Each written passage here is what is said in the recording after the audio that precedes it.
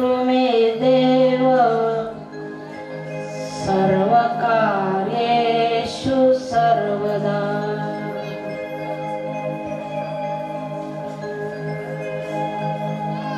शान्ताकारं भुजगशयनं पद्मनाभं सुरेशं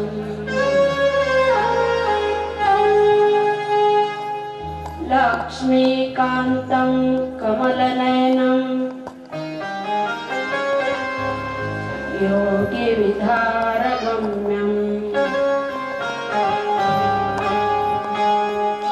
वन्दे विष्णु भवभयहरं सर्वलोकैकनाथं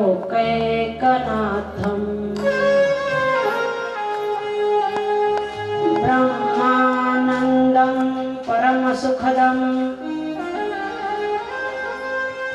केवलं ज्ञानमूर्ति द्वन्द्वातीतं गगनसदृशं तत्त्वमस्यादिलक्षणम्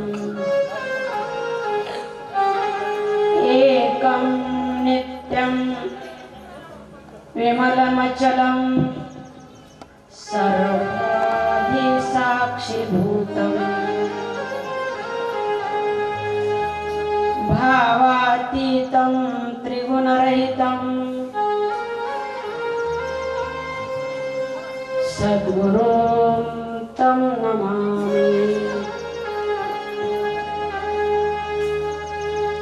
गुरुर्ब्रह्मा गुरुर्विष्णु गुरुर्देवो महेश्वरा।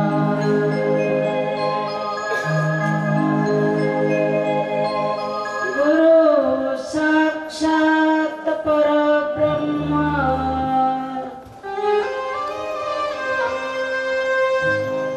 तस्मै श्री गुरवे नमः।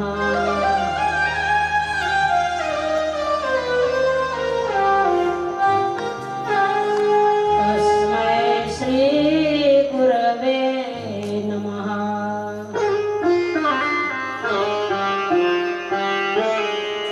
तस्मै श्री गुरवे नमः।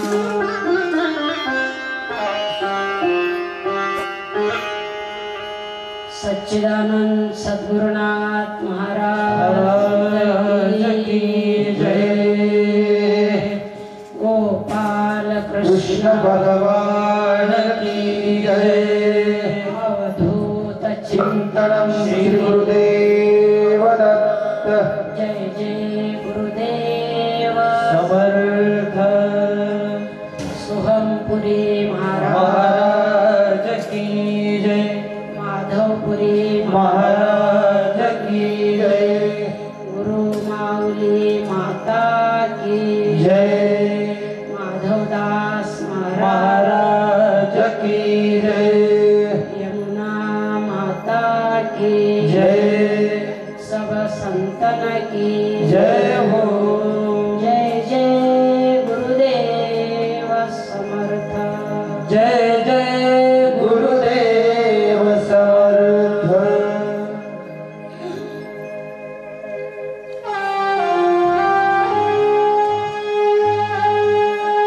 सर्वांनी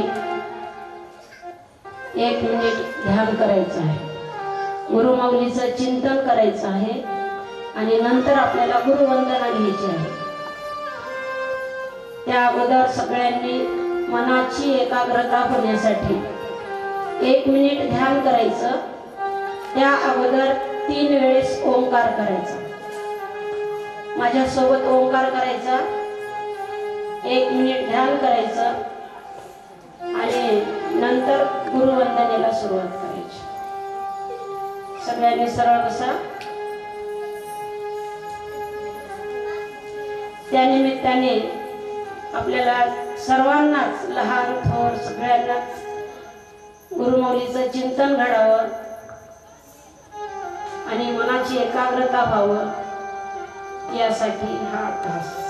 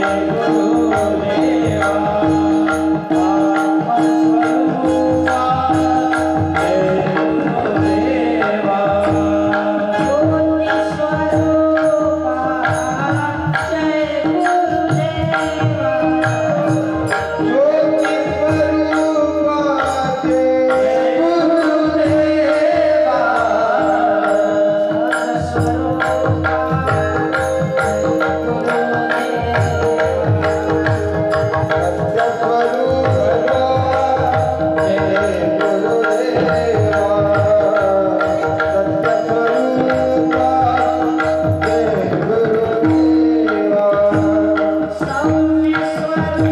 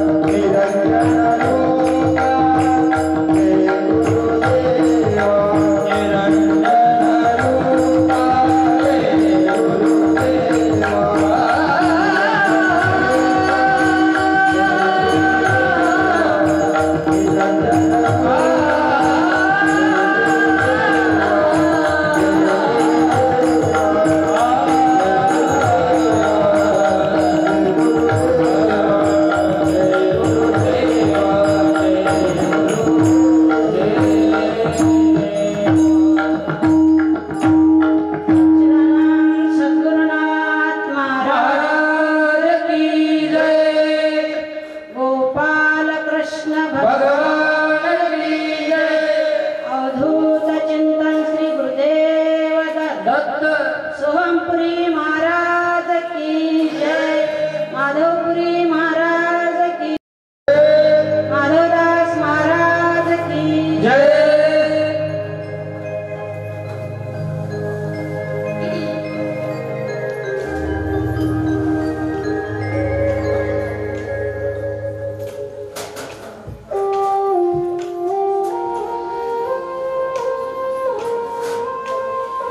आज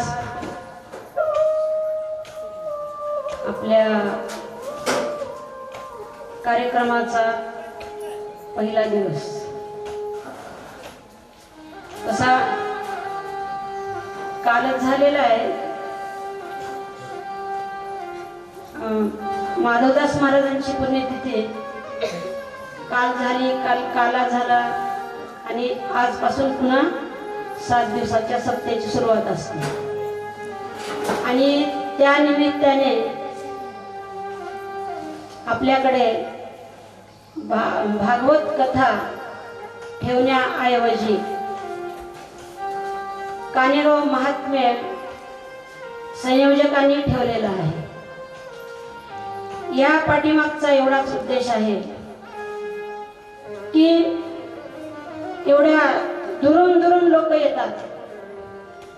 पुणे, मुंबई, औरंगाबाद, जालना, रांजणी, भाटेपुरी खूप दुरून दुरून लोक येत आहेत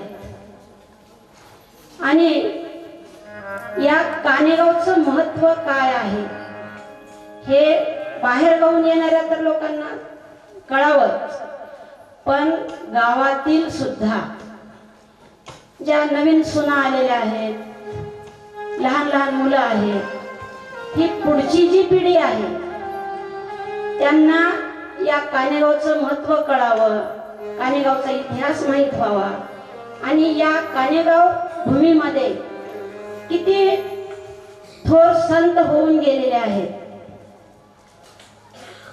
याचं महत्त्व कळावं आणि जागेचं महत्त्व कळालं म्हणजे माणसाची भावना अजून दृढ होते, भावना पक्की बसते।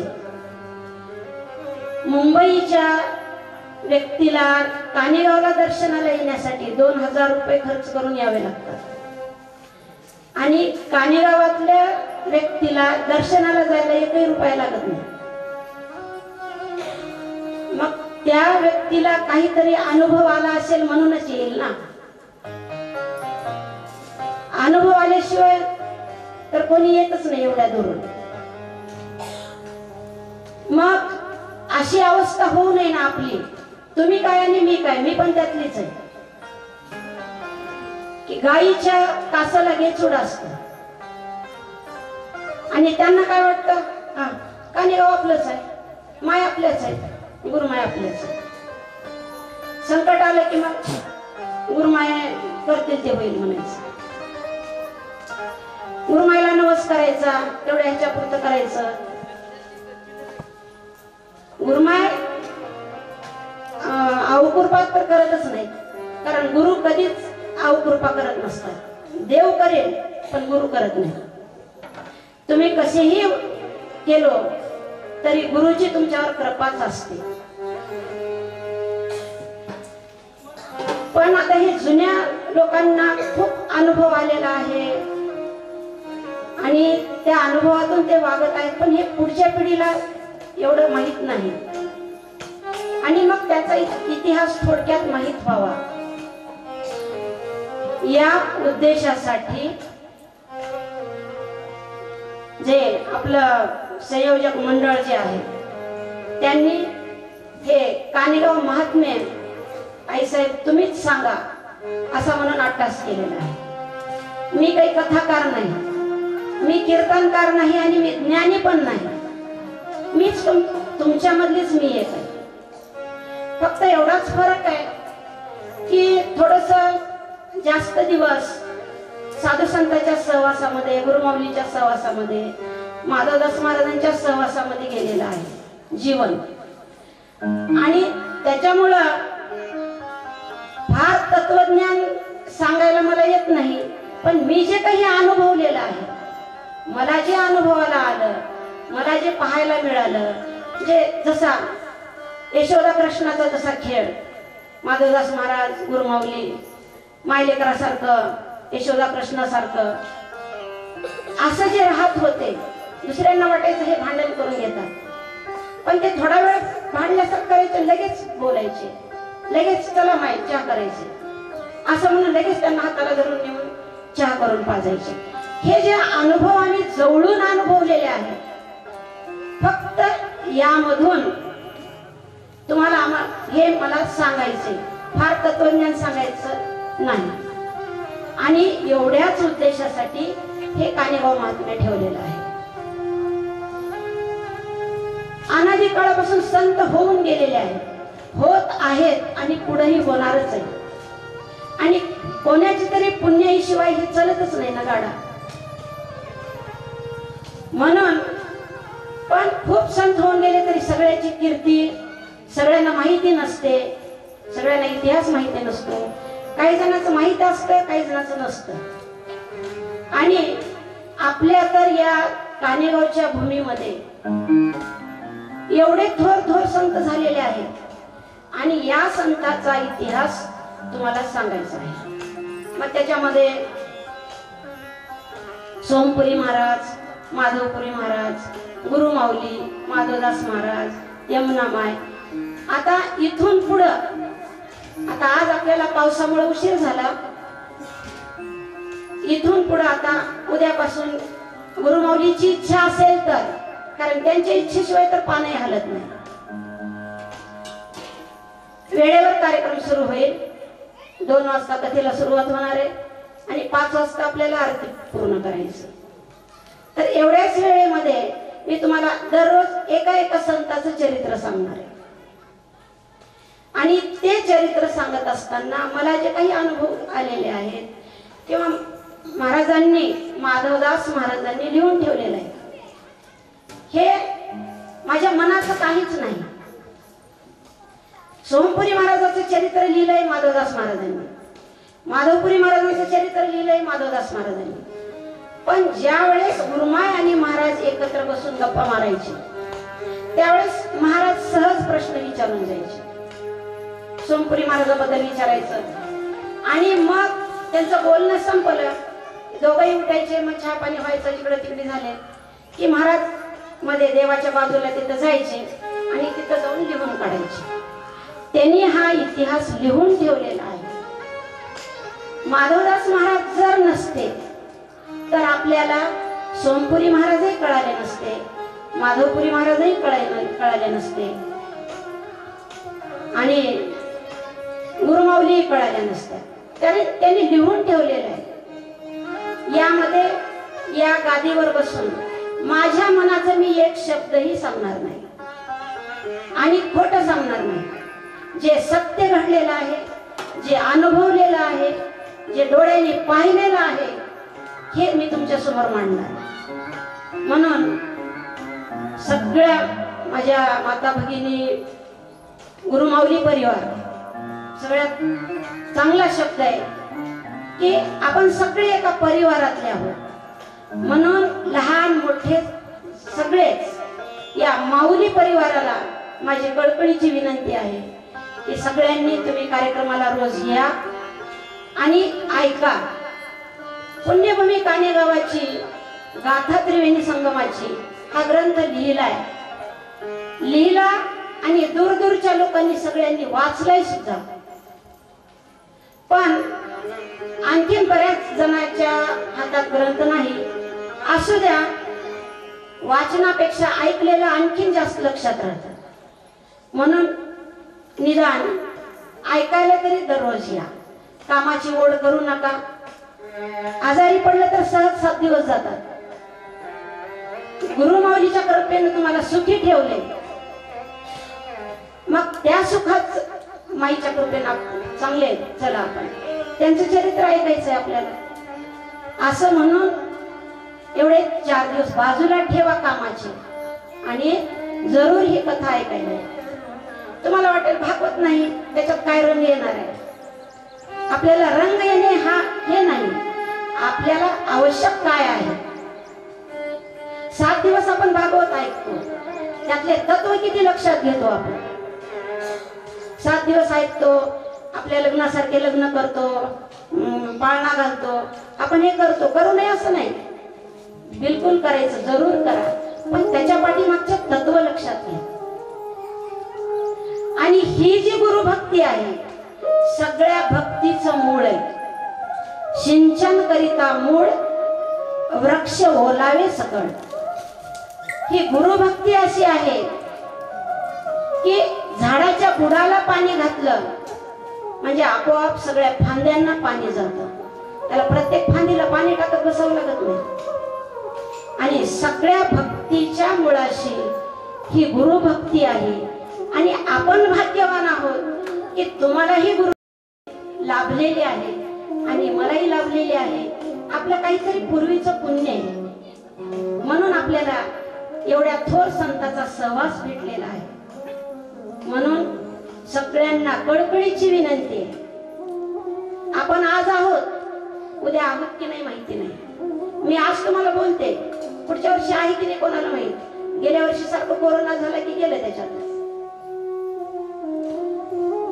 गुरुमाई महाराज सांगायचे, माणसाने परमार्थ असा करायचा कसा, उद्या आपण आहोत की नाही माहिती नाही, म्हणून आजपासूनच परमार्थाची सलगी करायची, म्हणजे तातडी करायची, गडबड करायची. आणि उद्या आहो की नाही म्हणून जर संसार केला तर राखण काही बी होत नाही. शेत माझं म्हणावं लागतंय, घर माझं म्हणावं लागतंय, लेकरं माझ्या म्हणावं लागतं, सगळ्याचं पालन पोषण करावं लागतंय. उद्या आहोत आपण, आपल्याला खूप दिवस जगायचंय आणि हे खरं आहे म्हणून करायचं. असं म्हणून संसार केला तर जतन होईल ना. पण उद्या आहो की नाही हे माहित नाही म्हणून परमार्थाची तातडी करा. हे गुरुमाईचे महाराजांचे शब्द आहेत. म्हणून आता ही कथा आज होते, पुढच्या वर्षी काय कोणाला माहित. म्हणून मिळालेली संधी दवडू नका. आणि इथून पुढं मी तुम्हाला आणखी पुढे सांगणार आहे, तर एवढी कळकळीची सगळ्यांना विनंती करू आणि थोडासा आपण जय जयकार करू, नामसंकीर्तन आणि नंतर आपण विजयाला.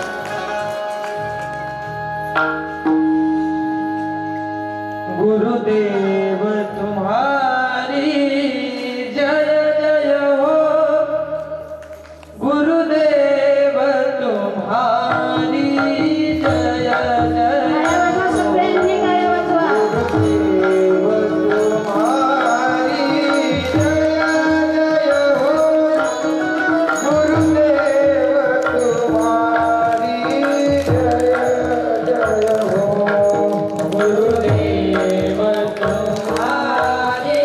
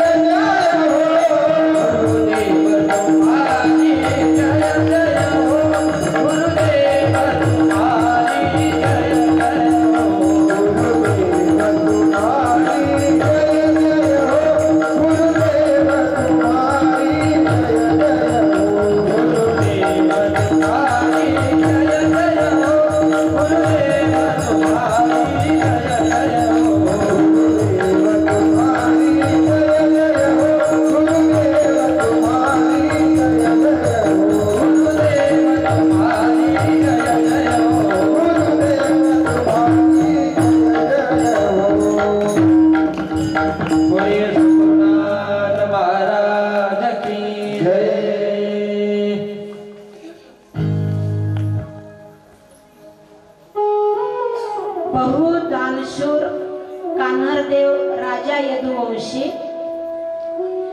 कालयुक्त संवत्सर शुक्ल 10 मार्गशीर्षी शालिवाहन शके 1180 यज्ञदान कान्हे गावी बहुपुण्य राशी पुढे निजबोधाचा दाता विश्वबीज सोहमपुरी तप योग साधियेले माधवदास माधवपुरी मज गुरुमायच आठवे पडता जडभारी वर्णवेना थोरवी संताची शब्द भाषा अपुरी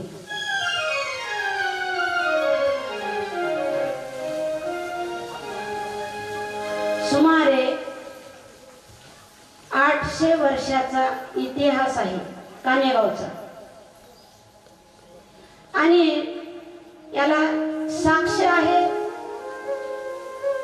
शिलालेख जो आता ध्यान आश्रमामध्ये आहे त्या शिलालेखावर कोरलेले आहेत देवनागरी लिपीमध्ये 35 ओळी कोरलेल्या आहेत आणि त्या लिहिलेल्या ज्या ओळी आहेत त्याच्यावर 800 वर्षाचा इतिहास आहे तर या ठिकाणी शालिवाहन शके 1180 म्हणजे इसवी सन 7 डिसेंबर 1258 या दिवशी या ठिकाणी 1 लाख यज्ञ केलेले आहेत 1 लाख यज्ञ झालेले आहेत कान्हरदेव नावाचा राजा होता इथं त्या राजाचं इथं वास्तव्य होतं आणि या कान्हरदेव राजाने या ठिकाणी भरपूर दानधर्म केलेले आहे आणि यज्ञ पण केलेला आहे यज्ञ होम हवन म्हणजे अशा या कान्हर देवाच्या नावावरून हे कान्हे गाव नाव आहे राजा कान्हरदेव गाव कान्हे गाव अगोदरच्या जुन्या दप्तराला सुद्धा जे ग्रामपंचायतचे जुने त्याच्यात कान्हे गावच आहे कान्हे गावचं अपभ्रंश कान्हेगाव झालेलं आहे आणि हा इतिहास आपल्याला कसा भेटला आपल्याला इतके दिवस तर काहीच माहित नव्हतं पण डॉक्टर तुळपुळे हे इतिहास संशोधक आहेत लातूर आणि त्यांनी आता प्रत्येकाचा काहीतरी छंद असतो किंवा आवड असते कोणाला संगीताची आवड असेल कोणाला चित्रकलेची असेल कोणाला इतिहासातले घटना जमवण्याची संग्रह करण्याची आवड असते तर हे इतिहास संशोधक होते आणि हे शोध घेत घेत जेव्हा कानेगावला आले त्यावेळेस त्यांना हा शिलालेख दिसला तो होता मारुतीच्या समोर आता जुन्या लोकांना सगळं माहित आहे आणि तो शिलालेख मग त्याच्यावर काहीतरी केमिकल टाकून वगैरे साफ करून जेव्हा ते पाहिलं त्यावेळेस त्याच्यावरचे अक्षर स्पष्ट वाचतात आणि मग त्याच्यावर हे आजूबाजूचे जे गाव आहेत उजळम साकोळ तुरुरी उजलंब गाव नाव आहे त्याच्यावर तर असे नाव वेगवेगळे त्याच्यावर आहेत पण हे आपल्या जवळपासचेच गावाचे नाव आहेत हे लक्षात आलं आणि नंतर हे महाराजांच्या पण लक्षात आलं आणि त्यांनी तो शिलालेख इतिहासाची साक्ष आहे याला कोणाचाच पुरावा लागत नाही हे पिढ्यानपिढ्या हजारो वर्ष सुद्धा दगडाला काय होणार आहे पाणी आणि पावसाने किती काळानंतर झिजून जाईल पण हा जो शिलालेख आहे तर तो शिलालेख आता ध्यानाश्रमामध्ये आहे आणि त्याच्यावरून आपल्याला हे माहिती झालं की कान्हरदेव नावाचा राजा होता आणि या राजाने इथं एक लक्ष यज्ञ केलेला आहे, इथं दानधर्म केलेला आहे. तर ही पुण्यभूमी, एवढा मोठा राजा इथं वास्तव्य करतो म्हणजे कमी नाही. आणि म्हणून आणि यज्ञ करताना पहिल्यांदा महादेवाची पूजा करतात. महादेवाचा पूजा अभिषेक करून यज्ञाची सुरुवात असते. आता हे जे कानेश्वराचं मंदिर झालेलं आहे हा फक्त जीर्णोद्धार आहे. हे उगीच काहीतरी नाही, याला पुरावा आहे. अगोदर जुन्या लोकांनी पण सांगितलं काहीतरी छोटस मंदिर होतं म्हणे इथं, पण तेव्हापासून त्या राजाच्या काळापासून तिथं महादेवाचं मंदिर होतं आणि त्या महादेवाचा अभिषेक करून ते यज्ञ होम हवन केलेलं आहे. आणि म्हणून या ठिकाणी महादेवाची इच्छा असेल, भूकंपाच्या निमित्ताने इथून सगळ्याला वर नेलं आणि आपण इथं येऊन बसले, सत्य आहे की नाही? आणि इथं त्यांचं वास्तव्य झालं महादेवाचं. तर असे हे, आणि म्हणून या महादेवाचं नाव सुद्धा कान्हेश्वर भगवान असं आहे. तर हा या ठिकाणचा इतिहास आहे या कानेगावचा. आणि एवढंच नाही तर या ठिकाणी अनेक संत, तर आता हे अलीकडच्या काळातले तर आहेत, पण अगोदर गुरव समाजामध्ये हनुमंत दादा म्हणून एक संत होऊन गेले, ज्यांनी आपला देह मंगळवेढा येथे ठेवलेला आहे. हे आपल्याला अलीकडच्यांना कोणालाही माहिती नाही. आता खूप जुन्या लोकांना माहिती असेल, पण आता ते आपल्याला सांगायला कोणी नाही, तरी पण अगोदर सांगितलेलं आहे. म्हणून हे एवढे थोर संत या कानेगाव मध्ये जन्मलेले. तर यांचं तुम्हाला मी थोडक्यात चरित्र सांगणार आहे.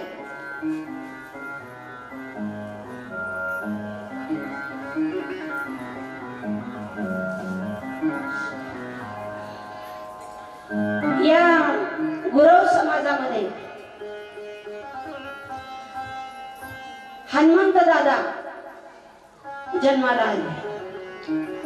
शेतकरी दररोज कष्ट करायचं, शेतात काम करायचं, शेतातच राहायचं, शेतात झोपायचं. आणि पंढरपूरची वारी तर सगळ्यांना, म्हणजे गावातले प्रत्येक गावागावातून तर जातातच पंढरपूरला. आता तर आषाढी एकादशी होती आहे, पुढे काल्याचा कार्यक्रम आहेच, पौर्णिमेचा पंढरपूरला. अनेक संतांच्या पालख्या दिंड्या पंढरपूरला जातात. आणि सगळ्यांनाच आळंदी ते पंढरपूर यात्रा करण्याची ओढ असते. आणि एखाद्या वेळेस जर आळंदीच्या वारीला गेला तर पुढच्या वारीला त्याला गेल्याशिवाय राहतच नाही, एवढी ती ओढ असते, आवड असते. तर ही इसवी सन 1296 पासून हे दिंड्या पंढरपूरला जाण्याची प्रथा सुरू झालेली आहे. ज्ञानेश्वर महाराजांनी म्हणलेलंच आहे ना, माझी जीवीची आवडी पंढरपुराने. तर हे त्याच्या अगोदर पासूनही हे सुरुवात आहे प्रथा. तर असंच या हनुमान दादाला पंढरपूरला जाण्याची खूप ओढ झाली. आणि मग या ध्यासामध्येच ते शेतामध्ये झोपलेले असताना सगळे लोक चालले पंढरपूरला. आषाढीला जातात, कार्तिकीला जातात, माघवारीला जातात.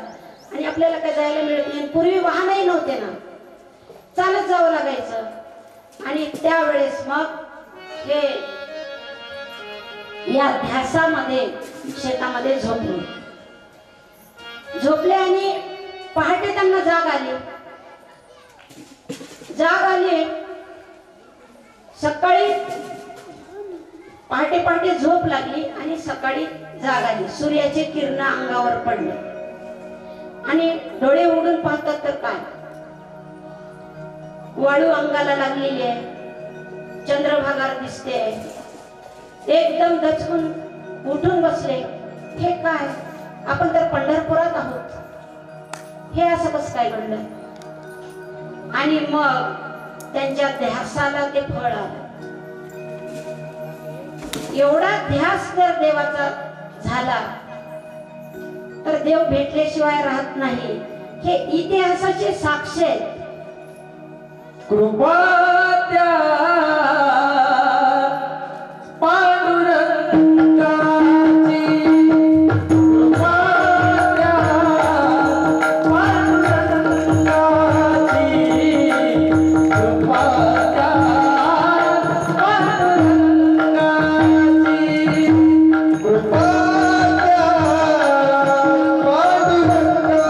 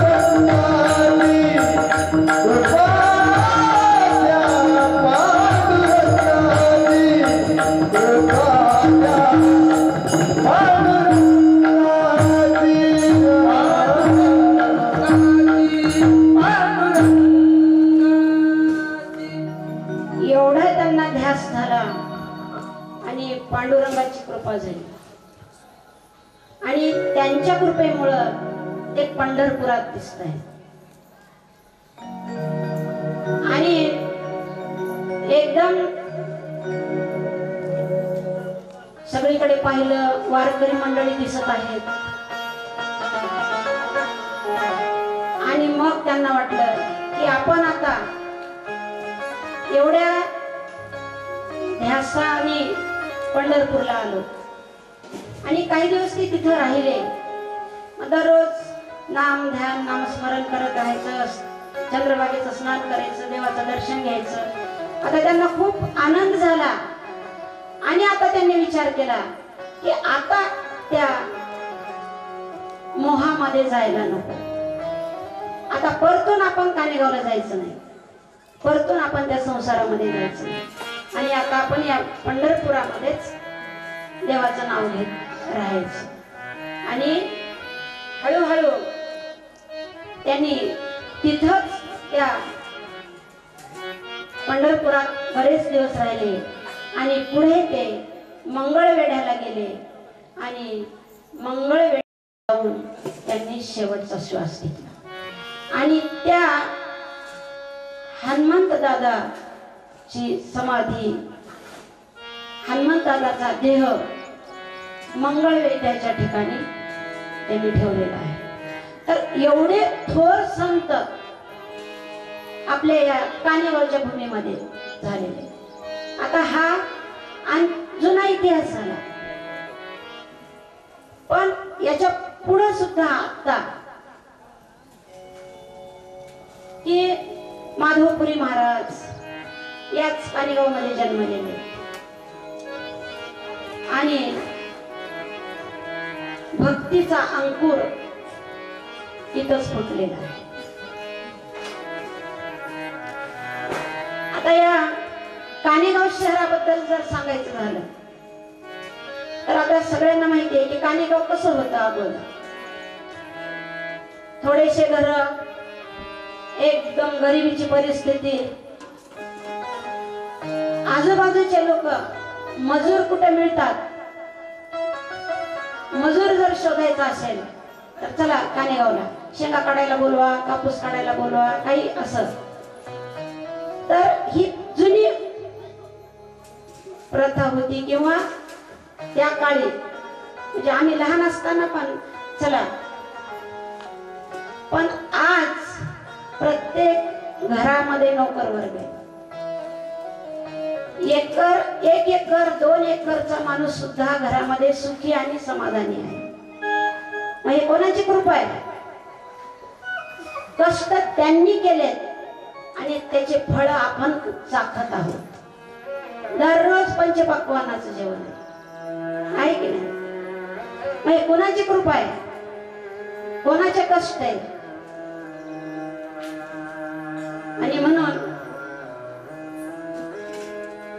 साधू संत एवढे दयाळू असतात.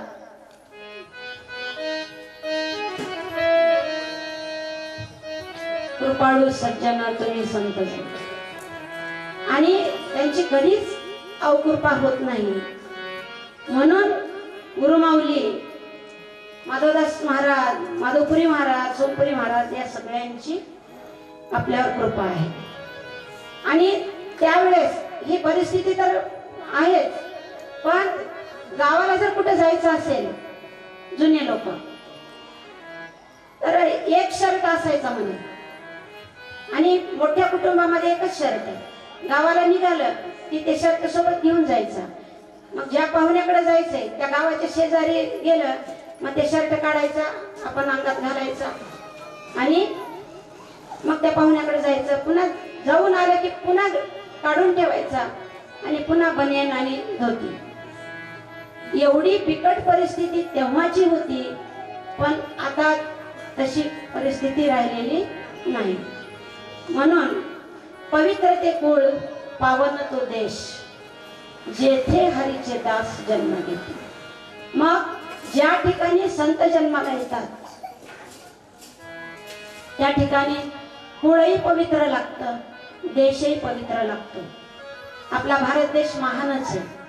पूर्ण जगाच्या नकाशामध्ये आपला भारत देश पवित्र भूमी आहे. भारत देशामध्ये आपला महाराष्ट्र पुन्हा संतांची भूमी. अनेक संत या महाराष्ट्राच्या भूमीमध्ये जन्माला आले. महाराष्ट्रामध्ये पुन्हा लातूर जिल्ह्यामध्ये शिरूर आनंदपाळ तालुक्यामध्ये, पूर्वीचा उस्मानाबाद जिल्हा, आताचा लातूर जिल्हा, 4 संत एकाच ठिकाणी. आता सोमपुरी महाराजांची समाधी काटेजवळ गेला आहे आणि इथं त्रिवेणी संगम आहे. माधवपुरी महाराज, माधवदास महाराज, गुरुमाऊली. तर या त्रिवेणी संगमामध्ये स्नान करण्याचं आपल्याला दररोज भाग्य आहे. पण आपल्याला भाग्य कळालं पाहिजे. आपल्याकडे हिरे आणि गारगोट्या दोन्ही एकत्र ठेवल्या. आपल्याला पारख असेल तर आपण हिरा घेऊ ना, नाहीतर हिऱ्याला गारगोटी म्हणून फेकून देतो.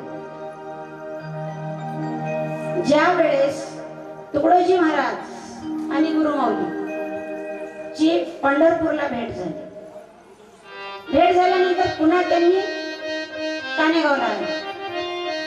आल्यानंतर त्यांनी सांगितलं तुकडोजी महाराजांनी की पार्वतीबाई मला तुमच्या झोपडीला यायचं.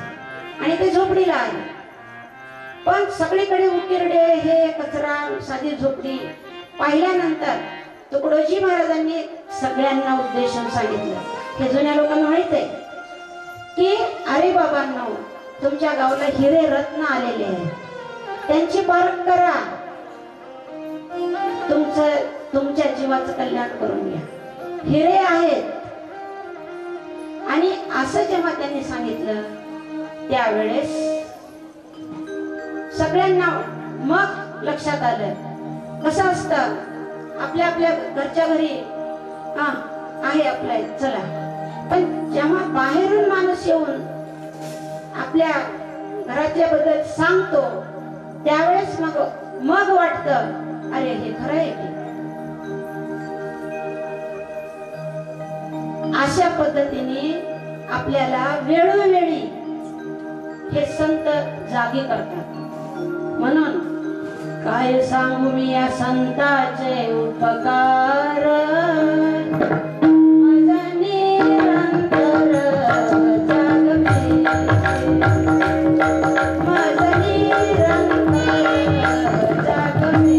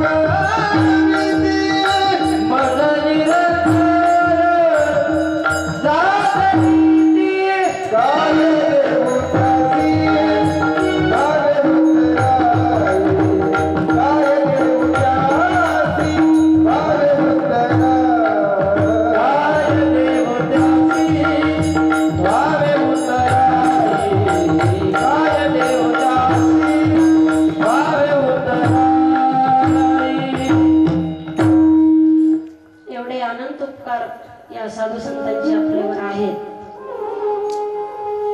आणि दुसरं आपल्याला काहीच करायचं नाही, त्यांचं चिंतन करायचंय। त्यांनी ज्या रूढी घालून दिलेल्या आहेत, हनुमंत दादाच्या नंतर माधवपुरी महाराज विदर्भ प्रांतातून सोहमपुरी महाराज आले, पापडाच्या वाडीला आले। माधवपुरी महाराज तिथे गेले, तिथे त्यांना आंदोलन झाला।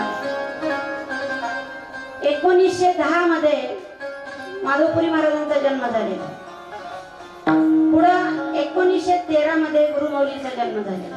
आता मी तुम्हाला पुढं प्रत्येकाचं चरित्र सविस्तर सांगणार आहे। आता हे फक्त ओझरता आहे आणि गुरुमाऊलींनी आपल्या सगळ्यांसाठी, जगाच्या उद्धारासाठी भक्तीची गुढी कानेगावात उभी केलेली आहे।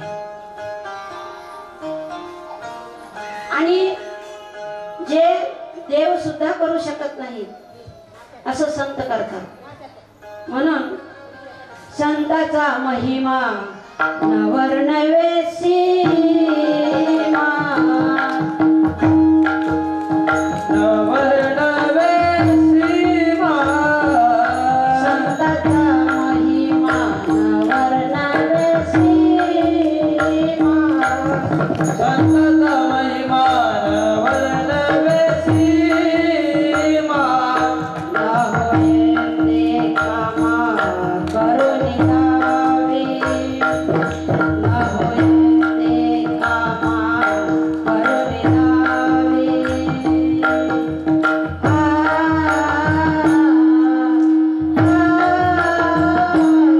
येर देव तरी होय तेचा करी, येर देव तरी होय तेचा करी,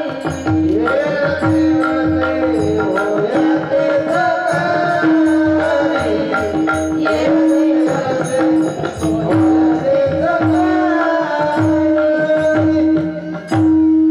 संतांचा महिमा न वर्णवे सीमा, न होय ते कामा करून द्यावे।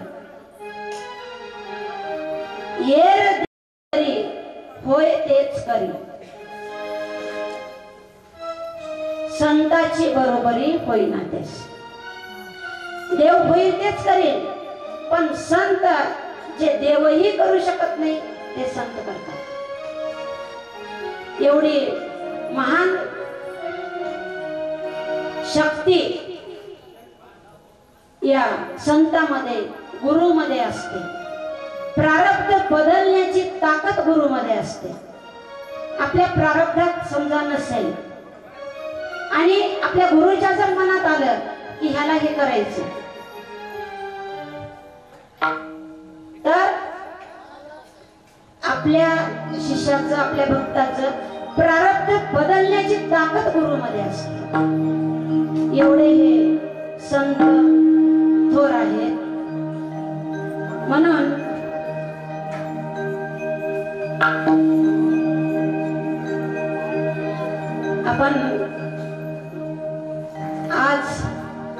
एकादशी आहे.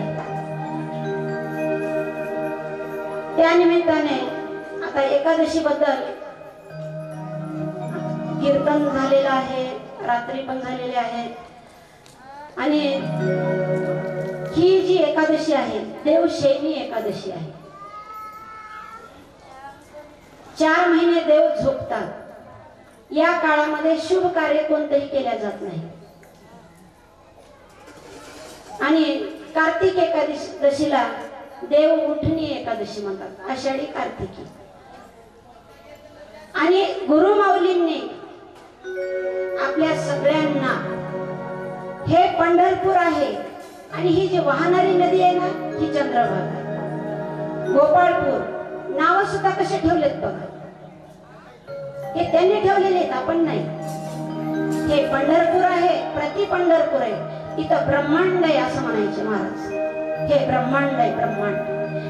आणि एक छोटासा तुम्हाला अनुभव जागृत देवस्थानाचा सांगते की जिथं जागृत देवस्थान असतं तिथं अगोदर देव येतात आणि नंतर मंदिर तयार होतात.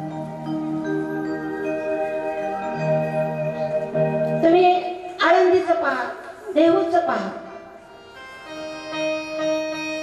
तुकाराम महाराजांच्या आजोबांनी भक्ती केलेली होती आणि देव अगोदर आले, तुला वारी करणं होत नाही ना, मी येतो तुझ्याकडे. आणि मग त्या आंब्याच्या झाडाखाली तिथं शोध, मी तुला तिथं सापडतो आणि मग आता तू इकडे येऊन नको. आणि पुन्हा मग तिथं मंदिर बांधलं गेलं आणि पुन्हा तुकाराम महाराजांनी त्याचा जीर्णोद्धार केला. आणखी पहा कानेगावात काय झालेलं आहे. माधवपुरी महाराजांनी देवाला आणलं, निर्गुण रूपात आले देव माधवपुरी महाराजांच्या काळात.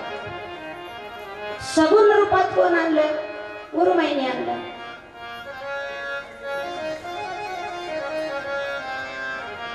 पंढरी पेठेतून आणला आम्ही देव, गुरुमाईचा भाव देऊन या. काय दिले आपण त्याला? भाव दिले. देव घ्या कोणी मांडिले दुकान. पैसा मोल मान काहीच लागत नाही, फक्त काय लागते त्याला? अनन्य भक्ती लागते.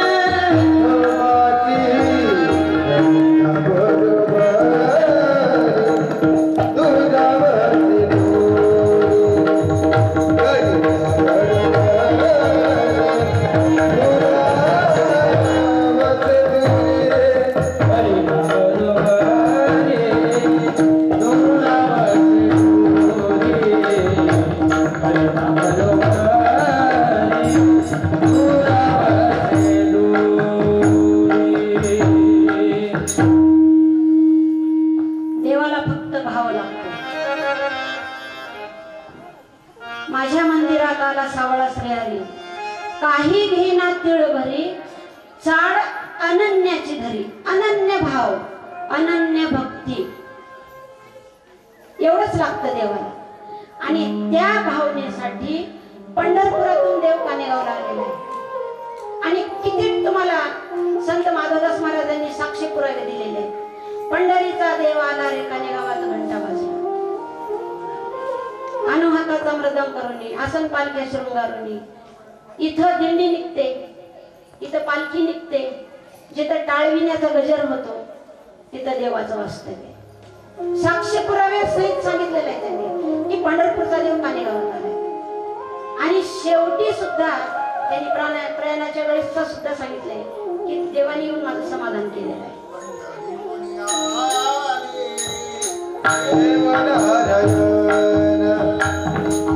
देव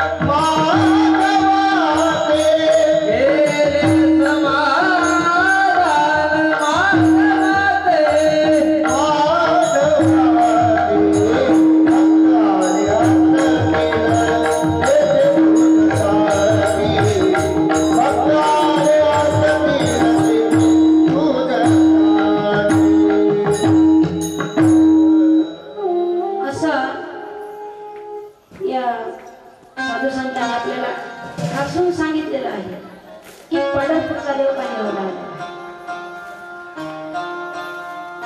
जसे आळंदीला संत झाले तसे कानेगाव आहे. तर या एकादशी निमित्त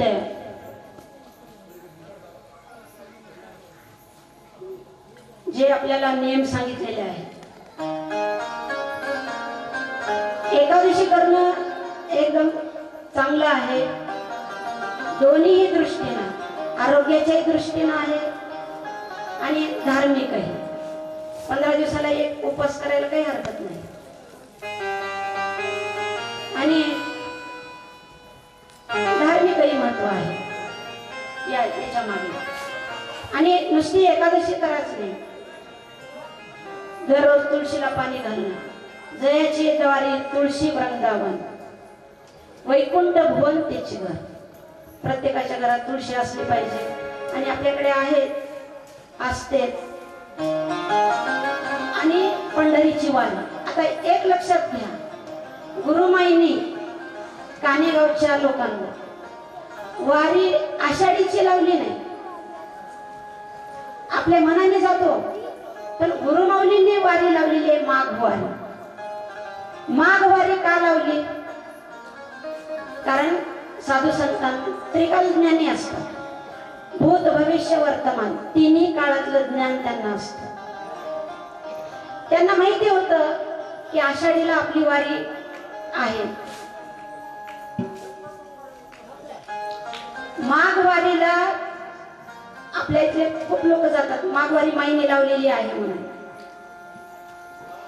तर त्याचं हेच कारण आहे, ते आपल्याला आता कळालं की माईने ध्येय ठेवल्यानंतर, महाराजांनी ध्येय ठेवल्यानंतर, अरे खरंच की आपण आषाढीच्या वारीला पंढरपूरला जाऊ शकत नाही. कारण आषाढीचा तिथं जो सोहळा असतो तो कानेगावात असतो. म्हणून आपण सगळे माघ वारीला जातो. आणि त्यांनी देवाला तसं मागून घेतलेलं आहे की माझ्या गुरुसाठी कार्तिक वद्य चतुर्थीला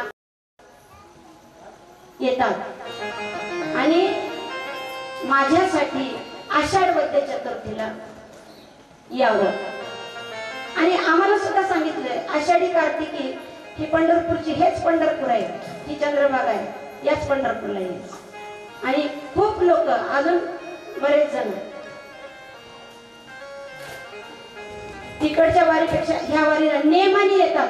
औरंगाबादहून, जालना, रांजणी. आणि याच्या नंतर जी एकादशी येते ना, धाकटी आखाडी काहीतरी म्हणतात, त्या आषाढीला पंढरपूरला जातात. जालन्याचे सगळे ह्या आषाढीला ह्या पंढरपूरला येतात. कारण ते माईने वाऱ्या लावून दिले. म्हणून आषाढी आणि कार्तिकीचा नेम सगळ्यांनी, हे पंढरपूर म्हणून आपल्याला हे वाऱ्या करायच्या आहे.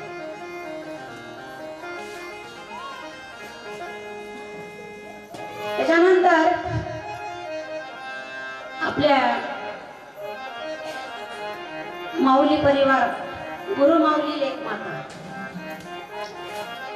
यांनी तर एवढा छान उपक्रम राबवलेला आहे की या महाराष्ट्रातही नाही, कुठंच नाही. कुठेतरी ऐकले का तुम्ही की बायलिकी येऊन तिथला भंडारा करतात? नाही. एखाद्या वेळेस कुठे कळसाचा जर कार्यक्रम असेल तर तेवढ्या एखाद्या वर्षी तेवढ्या वेळेपर्यंत जातात. पण आता दरवर्षीच महाराजांचा भंडारा गुरुमाऊली लेखमाता करणार आहे. एकदम कौतुकास्पद, अभिमानाची आणि अभिनंदनीय गोष्ट. म्हणून आज त्यांचं सगळीकडे कौतुक व्हायला. प्रत्येक ऐकलेला माणूस म्हणाले काय छान कार्यक्रम केला. तर ही माऊलीची कृपा आहे. आणि माधवदास महाराजांनी जाताना सांगितलेलं होतं, असताना त्यांनी, की माझी पुण्यतिथी तुम्ही कोणीच करायची का? अशोकराव नांदेडहून यायचे, कळसाच्या कार्यक्रमाला आणलेलं सामान त्यांच्या पुण्यतिथीला झालं. त्यांनी म्हणलं की आता हा मला महाराजांनीच नियम घालून दिलाय. म्हणून त्यांनी 12 वर्षी केलं. आणि वरच्यावर आता त्यांना होत नव्हतं किंवा आता त्यांची सेवा पुढे या लेखमातांना मिळायची असेल म्हणून आज तिसरं वर्ष आहे, तिसरंच वर्ष आहे ह्या गुरुमाऊली लेखमाता आणि यांची एवढी जिद्द आहे ते बोलून दाखवलेत म्हणून सांगायले मी की आपण ही तारीख आता जाऊ द्यायची नाही. आपण जसं आपल्याला होईल तसं आपण हा माधवदास महाराजांचा कार्यक्रम करायचा. म्हणून या गुरुमाऊली लेखमातांचं पण अभिनंदन आणि कानेगाव नगरीमधील सर्व ग्रामस्थ माय म्हणायच्या भाविक आहेत लोक आणि बाहेर गावून येणारे सुद्धा लोक म्हणतात माय तर म्हणल्याच, पण परवा आमच्या शाळेचा स्टाफ आला होता. 8 दिवस त्यांना सांगायला संपलं नाही हे काय कानेगावचे लोक आहेत, किती प्रेम करतात, किती जीव लावतात. म्हणजे कोणाची कृपा आहे आम्हाला तुमच्या गुरुमाऊलीचं दर्शन घ्यायचंय. एवढ्या ओढीनं ते कुठे जात नव्हते, 40 लोक इथं आले. मग त्याचं कोणाची कृपा आहे. त्यांना मी प्रत्येक वेळेस प्रसाद म्हणून देत गेले आणि त्या प्रसादाच्या सामर्थ्यानं त्यांना इथं आणले. आम्ही आणणारे कोण आहे सांगण्याचं तुम्हाला एवढंच तात्पर्य आहे की आपण खरंच खूप भाग्यवान आहोत. या भूमीमध्ये राहतो, इथं जन्माला आलो, ज्या सुना म्हणून इथं आल्या, ज्या मुली इथून गेल्या तिथल्या घराचा उजाळा करणारे आणि ज्या सुना आल्या त्यांना इथलं माहिती व्हायचंय. म्हणून तुम्हाला सगळ्यांना हे कानेगाव महात्म्य ऐकवण्यासाठी हा अट्टहास आहे.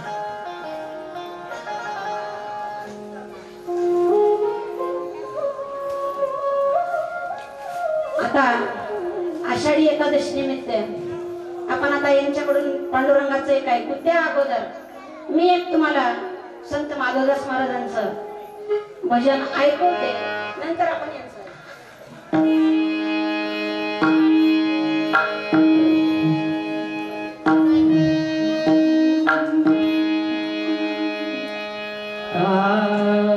विठ्ठला ध्यान तुझे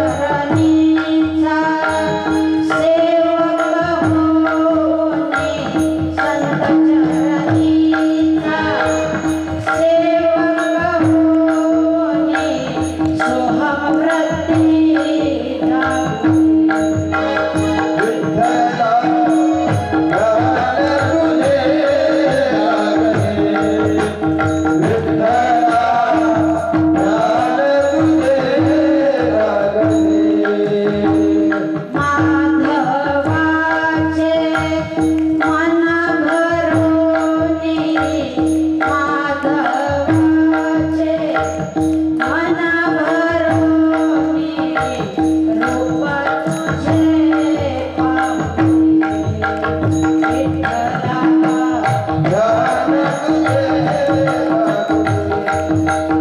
विठ्ठला ध्यान तुझे लागुनी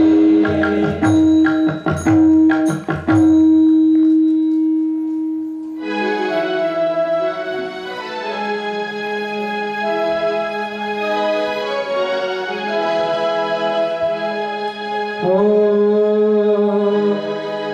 विठ्ठल माझा माझा माझा माझा माझा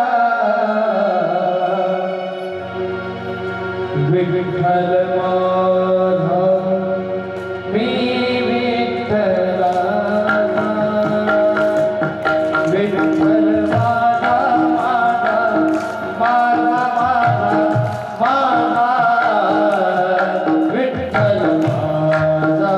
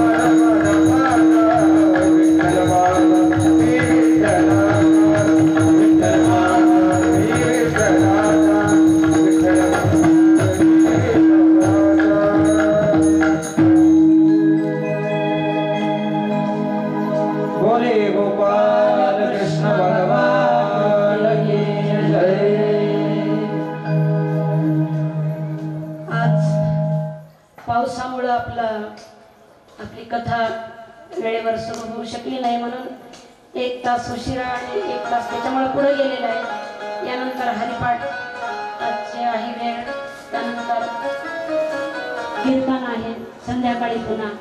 म्हणून आज सुरूच होतो की नाही कार्यक्रम असं वाटलं होतं, पण ते गुरुमाऊलीची इच्छा आहे, त्यांना करून घ्यायचं.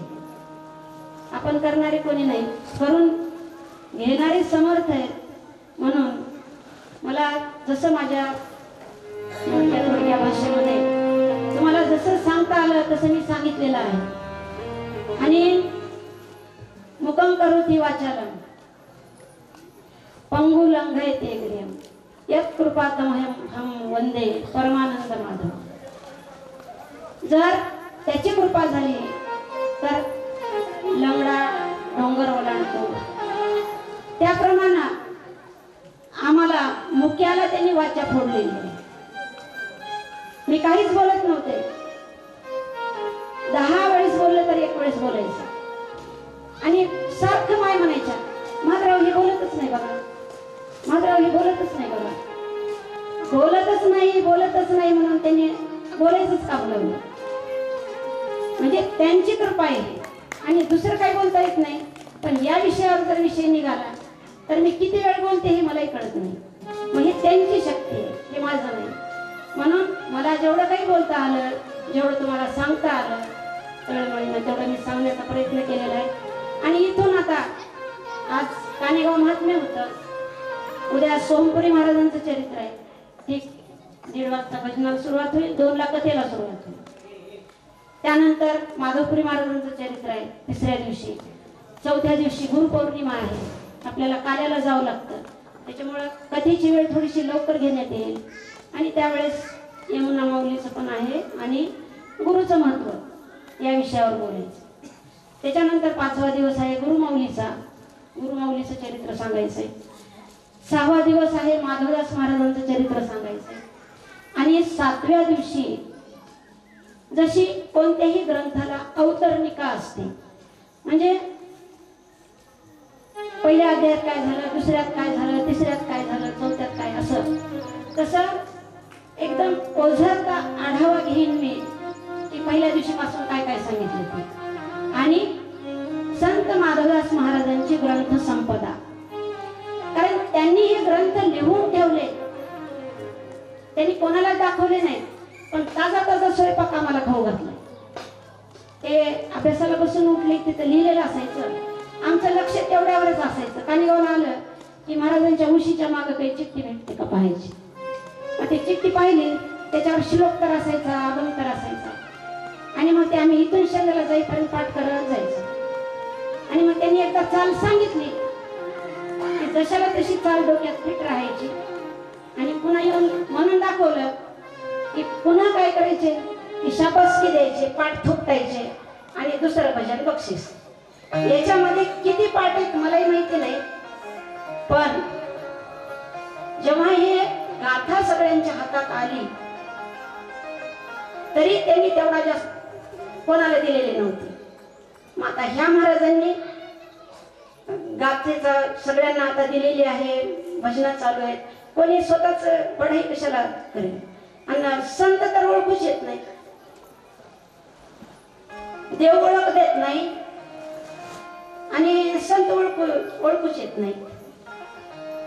म्हणून मना जग जसेच्या तसेच राहिले अशी आपली अवस्था होते.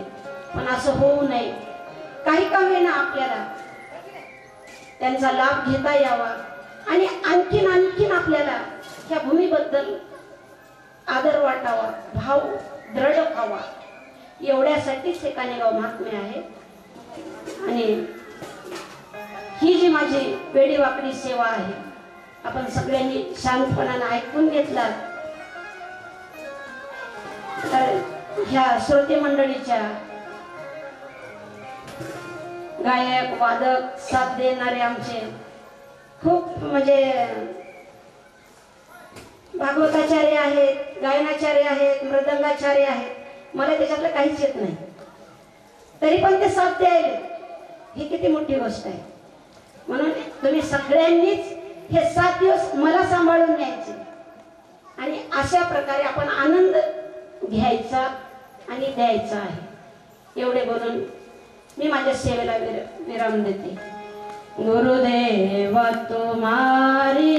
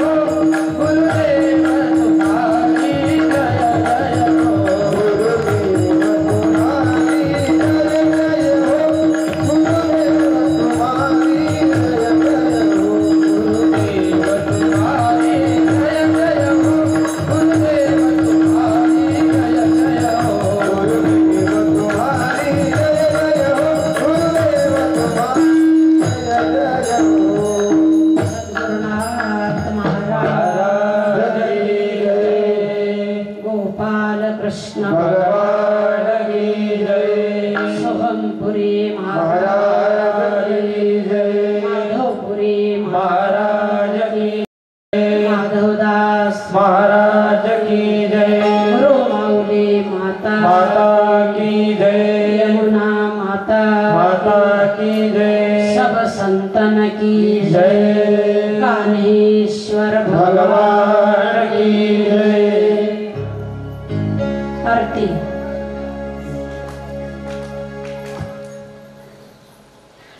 आरती घेण्यासाठी तात्या